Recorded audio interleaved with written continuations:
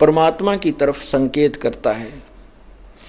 और इसलिए उसने ये कहा है चौथे अध्याय के 34वें श्लोक में कि 32वें श्लोक में कि उस निर्णायक ज्ञान को, जैसे कोई कैसे साधना करता है, कोई कैसे साधना करता है और उसको अपना मोक्ष मार्ग मानकर ही करते हैं, लेकिन वो ज्ञान, वो भी ज्ञान और बहुत विस्तृत परमात्मा के पाने का जो मार्ग है, परमात्मा यानी सच्चिदानंद घन यानी पूर्ण परमात्मा द्वारा उसी के मुख कमल से, उन्हीं के मुख्य ज्ञान में, उन्हीं के मुखारविंद से उच्चारण किए गए हैं विस्तृत तरीके से। वो जिसमें ये भी लिखा है कि वो ऐसा करते हैं उसको ये परिणाम ठीक नहीं है, वो ये ऐसा करते हैं वो भी ठीक नहीं है और ऐसी साधना करनी चाहिए, उसमें लिखा है वो तत्व ज्ञान।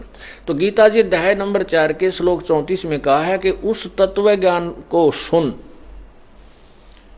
उस तत्व ज्ञान को सुन, उसके लिए तत्वदर्शी खोज, संतों की खोज कर, उनको प्रणाम कर, दंडवत प्रणाम कर, कपट छोड़कर उनसे प्रसन्न कर विनम्र भाव से, फिर वो तत्वदर्शी संत तुझे उस परम पिता परमात्मा का यथार्थ मार्ग बताएंगे। तो क्या बताया है कि चौथे अध्याय का चौथा श्लोक आपको 5वां श्लोक दिखाते हैं। गीता ज्ञान दाता कहता है कि अर्जुन तेरे और मेरे बहुत जन्म हो चुके हैं, ये देखिएगा, ये पवित्र श्रीमद् भगवत गीता जी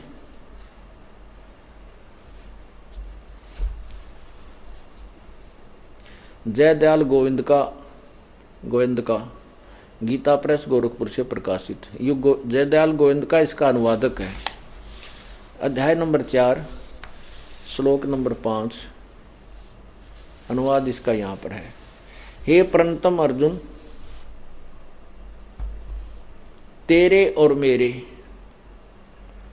हे प्रणतम अर्जुन, मेरे और तेरे बहुत से जन्म हो चुके हैं, उन सबको तू नहीं जानता, मैं जानता हूं।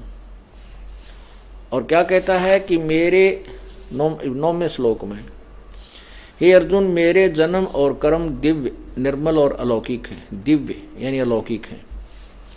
मेरे जन्म और कर्म दिव्य अलौकिक है, अर्थात अलौकिक है। इस प्रकार जो मनुष्य तत्व से जान लेता है वह शरीर को त्याग कर फिर जन्म को प्राप्त नहीं होता, मुझे ही प्राप्त होता है। अब क्या है, वैसे इसका वास्तविक अर्थ तो कुछ और होता है।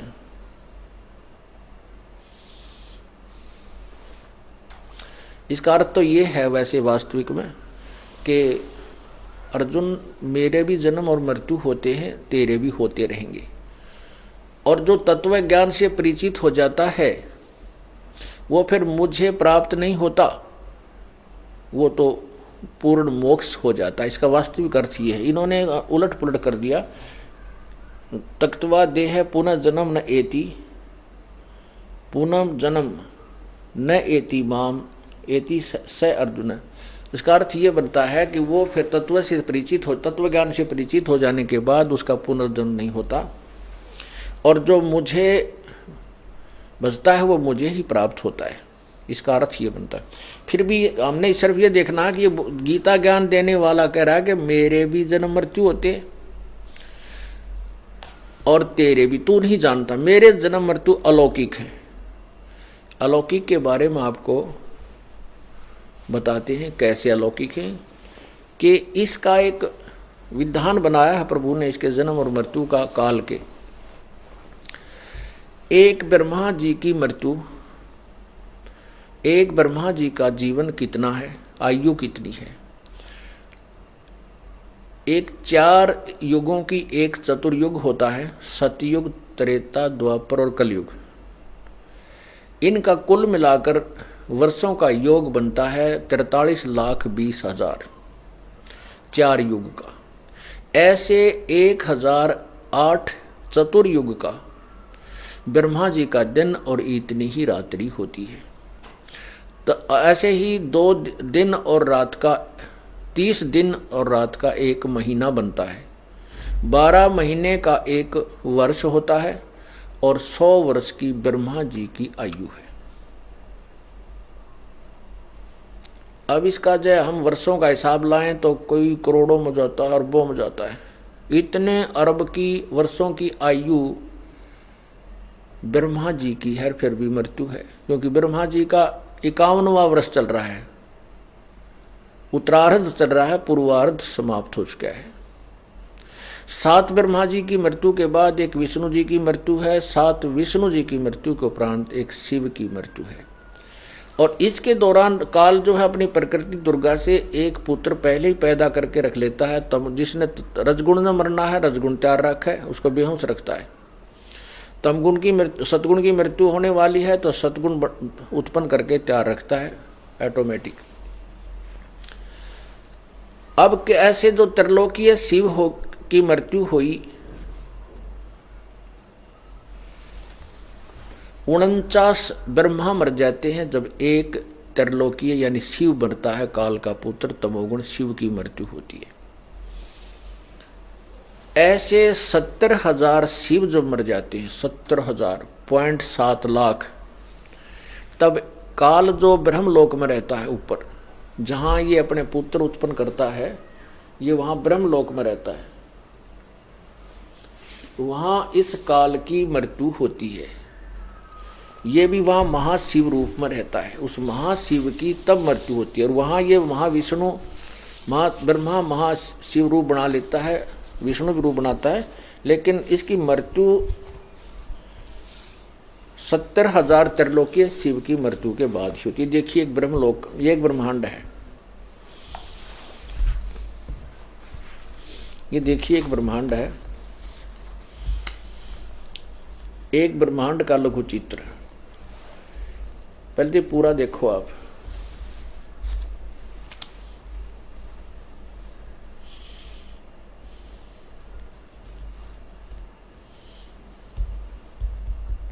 बस यहां देखो, ये नीचे के 7 लोक हैं, पृथ्वी से नीचे ये 7 लोक हैं, अतल सतुल तलातल आदि, ये पृथ्वी लोक है, बस ये पृथ्वी लोक है।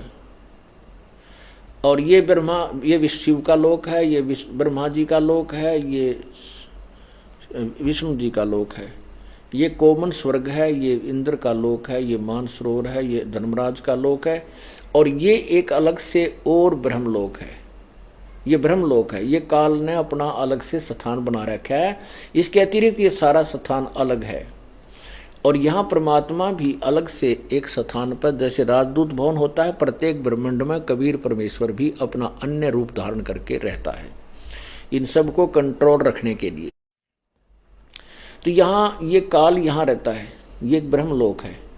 इसमें इस काल ने नकली सतलोक, यहाँ देखो,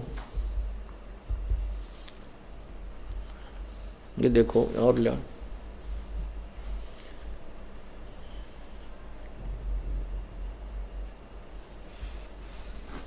ये ब्रह्मलोक यहाँ देखें, ये अकेला ब्रह्मलोक का चित्र है, इसको समझाते हैं।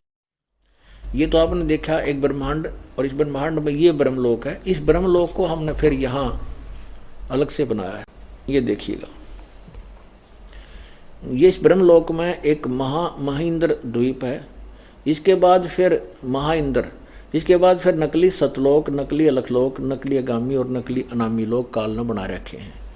यहाँ दुर्गा का एक अलग द्वीप भी बना रखा है, ये गुप्त रहते हैं दोनों, ब्रह्मा विष्णु महेश से भी गुप्त रहते हैं। अब यहाँ इसने अलग से एक गुप्त स्थान और बनाया है, जहाँ ये काल अकेला रहता है, और जब ये चाहता है इस दुर्गा को यहाँ बुला सकता है। वैसे दुर्गा सब इच्छा से यहाँ नहीं जा सकती, तो यहाँ ये यहाँ रहता है। तो ये यहाँ पर जैसे विष्णु रूप धारण कर लेता है, दुर्गा को लक्ष्मी रूप बना करके यहाँ जो ये संयोग करते हैं, ये सतोगुण प्रधान अक्षेत्र है, ये सतोगुण प्रधान अक्षेत्र है। तो इनके संयोग से जो यहाँ पुत्र उत्पन्न होता है वो सतोगुण युक्त हो जाता है, उसका नाम विष्णु रख देते हैं। ये एक ब्रह्मा, ये रजोगुण प्रधान अक्षेत्र है, यहाँ पर ये ब्रह्मा रूप धारण कर लेता है, और अपनी पत्नी को, दुर्गा को, ये सावित्री रूप धारण करा देता है। यहाँ जब दोनों रहते हैं तो इस क्षेत्र में रहते हुए जो ये मिलन करते हैं, इससे जो पुत्र उत्पन्न होता है वो अपने आप रजोगुण बन जाता है। यहाँ ये तमोगुण प्रधान क्षेत्र है, ये तमोगुण प्रधान क्षेत्र है। यहाँ ये शिव रूप धारण करता है काल, और अपनी पत्नी दुर्गा को ये यहाँ पार्वती रूप में रखता है। इनके इस क्षेत्र में इनके मिलन से जो पुत्र उत्पन्न होता है उसको ये तमोगुण युक्त हो जाता है ऑटोमेटिकली। तो ये यहाँ पर जब मरता है, ये काल यहाँ जब शरीर छोड़ता है, तो जब 70,000 ये त्रिलोकीय शिव की मृत्यु हो जाती है, ये 70,000 बार यु त्रिलोकीय शिव, तो फिर ये तो पता नहीं कितनी बार ये विष्णु, फिर इससे 7 गुना ऐसे ये मर जाते हैं। तो 70,000 बार ये त्रिलोकीय शिव की जब मृत्यु हो जाती है, तब ये ब्रह्मलोक वाला एक काल रूपी शिव की मृत्यु होती है। और ये युग होता है, ये युग होता है परब्रह्म का। ओहो, ये एक युग हो गया परब्रह्म का।